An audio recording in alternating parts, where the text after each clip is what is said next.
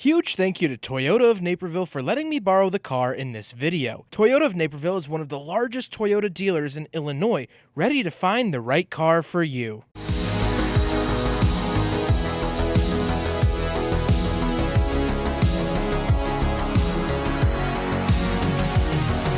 Alright, what's up guys? My name is Zach, and today I am driving a 2022 Toyota GR86. Up front is a 2.4 liter flat 4, and down below is a 6-speed automatic transmission. Now, I am super excited to be driving this here GR86 for two main reasons.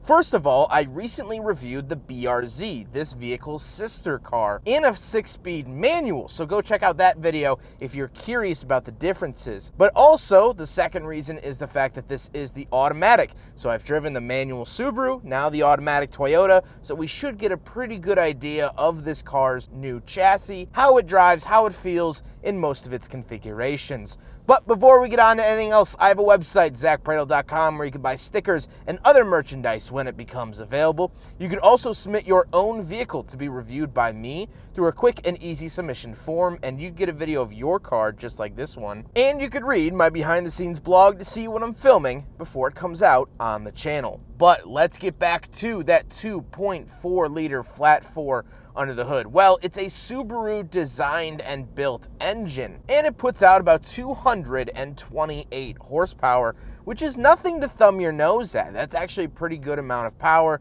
and I'm pretty happy about it. The outgoing GR86 got a 2 liter that made just around 200 horsepower, so you get almost 30 extra horsepower out of this new generation, but you get a lot more torque. With that 0.4 liter displacement increase, you do get some more torque, and I've always really liked that about this engine. I think it's sporty and I think it's fun. However, let's talk engines blowing up. There have been reports that brand new GR86s have been blowing up their engines, and the culprit is actually this. This is something called RTV. It's a gasket maker that seals certain parts of the engines. And what ends up happening in these engines is that they have applied too much of it at the factory. And you might be saying, Zach, too much of a sealant, that can't be a bad thing, right?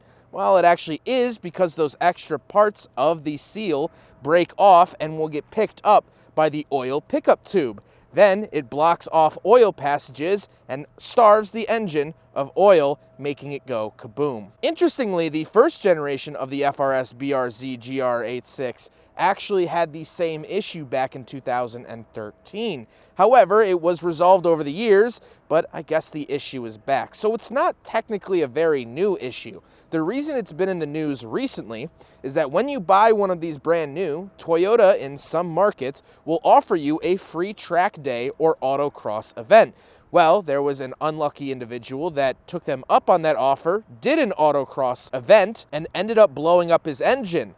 Then Toyota said, we won't warranty it because you took it to an autocross event that they told you to go to. So it kind of blew up in Toyota's face, and they said that they wouldn't warranty the engine for that owner. However, after a bunch of backlash, so many automotive outlets and journalists wrote about it, talked about it, they ended up going back on their word, and they said, yeah, we will warranty that. We apologize. You should be able to take your car to the track and not have to worry about factory parts going wrong. We told you to do it, so you should be able to do it. So they did end up fixing that motor, and you can warranty your engine if this does happen to you, but that's the story. That's why you keep seeing that these engines blow up. So it's not the best. I'm also not saying that it's an awful thing and this is the only car for this to ever happen to, but just so going forward, if you're looking at purchasing one of these, now you know why they're saying those things. Let's talk about the transmission. Like I said, paired to its 6-speed automatic transmission, my first time driving this generation of BRZ/GR86 with an automatic, what do I think? It's fine. It does the job. It's kind of a dated 6-speed automatic. However, I'm just glad it's not a CVT. From Subaru, this is the only vehicle to not get a CVT, which is kind of interesting. And this is a $1,500 option, meaning the only way that you can get this car under $30,000 MSRP is to get the manual transmission in the base model format. However, we will talk about at the end, if you are contemplating buying an automatic GR86, I would recommend also looking at the Toyota Corolla wagon. We'll talk about it more at the end of the video, but just something to kind of play with throughout the rest of the video. Last but not least, of course, the GR86 is rear wheel drive. So that's out of the way, let's talk about the interior. Well, in front of me, I have some digital gauges. On the left, I have my battery voltage and oil temperature, and on the right, I have my coolant temperature and fuel, and I can change some of the things around. And the gauge cluster also does change depending on if it's in sport mode or track mode.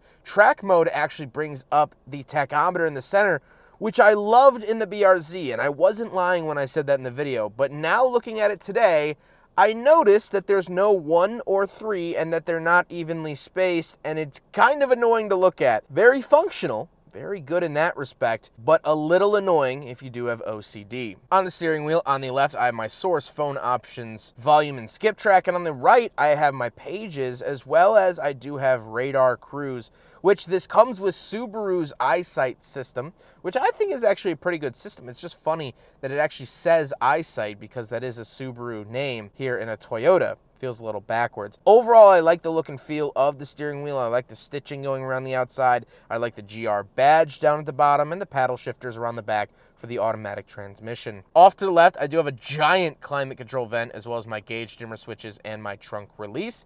And on the door, I have my power mirrors, power locks, and power windows, both of which are auto. Moving into the center, we have 2 climate control vents and the hazard switch, and then we have the infotainment system. Again, this is a Subaru operating system. It even looks like a Subaru Outback or Forester up in the upper left-hand corner for the settings. But I do have Apple CarPlay and Android Auto, roadside assistance. I have different apps I can download and things like that. I could also take a look at my maintenance, which is very, very nice. And here's the backup camera. Nothing crazy, but it's a little car. You shouldn't struggle too hard. The overall look and feel of the infotainment system is a little cheap, but then again, you have to remember that this is an entry-level sports car. This isn't the Supra.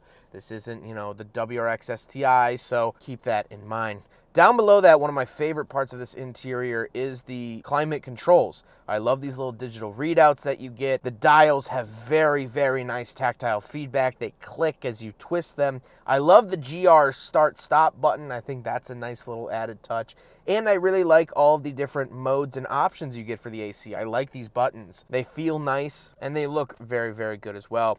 Moving into the center console, then, we do get the automatic shifter. I'm not a huge fan of how they made it look like a manual transmission with the leather shift boot and things like that, but a lot of makers do that. I can't start hating now, and I can plus minus if I would like to do that. Moving down below that, we do have traction control off, sport and snow, as well as track mode. So like I said, track mode will move that tachometer into the center, which is really, really nice. However, surrounding these buttons, I do get a little dead switch, but also this material, this plastic material is already permanently scratched up, even though this vehicle only has 8,000 miles on it.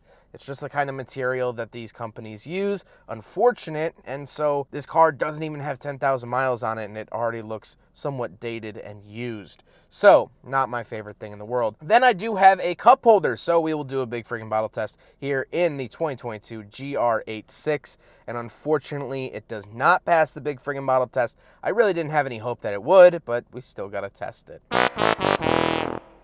Then I do get a little opening center console. I quite like that. And the seats are fabric here in the base model. However, I think they actually grip you really, really well. They have high bolsters, they feel very sporty, and they definitely hold you in when you start to corner the vehicle, take it on some spirited drives and things like that. However, we do have back seats. I'm not gonna cram myself back there today. I already did that in the BRZ. The back seats are not very usable. You would have to move the passenger seat almost up to the airbag in order to have actual usable back seat space behind the passenger. So if you have kids, fine. They will fit back there fine, but just for a guy like me, doesn't quite work. However, we will hop around the very back and take a quick look at the trunk and cargo space. All right, so we're on the back of the GR86, and I do have a trunk release here on the key.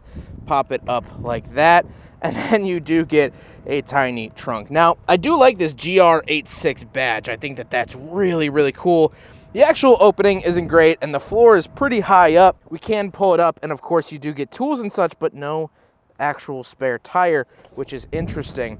However, to be expected from a sports car like this, but still not that big. Now we gotta talk about the looks, and I love the look of the GR86. First of all, it does get a slightly different front end than the BRZ. I'll show a comparison here. This is the GR86, this is the BRZ, 86, BRZ, 86, BRZ, 86, BRZ. There you go. So you do see the grille is a little bit different, but let's do a walk around. I really, really like the look of this car. It is finished in Raven Black, which is one of the non-premium paint colors. So again, this is a pretty base model. And I think it's a really, really handsome redesign. I would prefer this front end over the BRZ. I think I already said that, but I just want that to be heard, that I really, really enjoy the look of this car. I think it's styled really well. But now let's get on to my final thoughts. What do I think finally driving a GR86? Well, I have to be honest that there's a couple of glaring downsides with this car. That engine issue,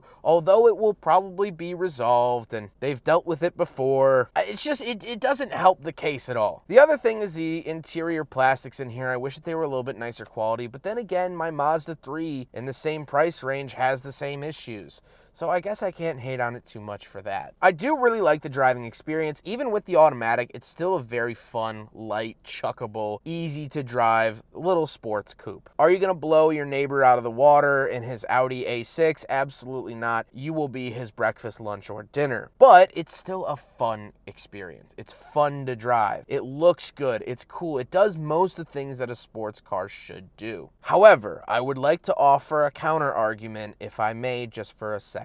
If you are truly thinking about getting an automatic GR86, let me put your attention to the Corolla hatchback. They start about $8,000 less. You can get them in manual or you can get them in automatic. However, if you do get an automatic Corolla hatch, that is a CVT instead of a tried and true 6-speed like this car. But they still look good, they're still fun to drive, and they have a lot more usability. The hatch is very sizable. The back seats are manageable. And so if you want a daily driver that still looks good and is fun to drive and has a little bit more reliable of an engine, I would highly recommend looking at those Corolla hatches.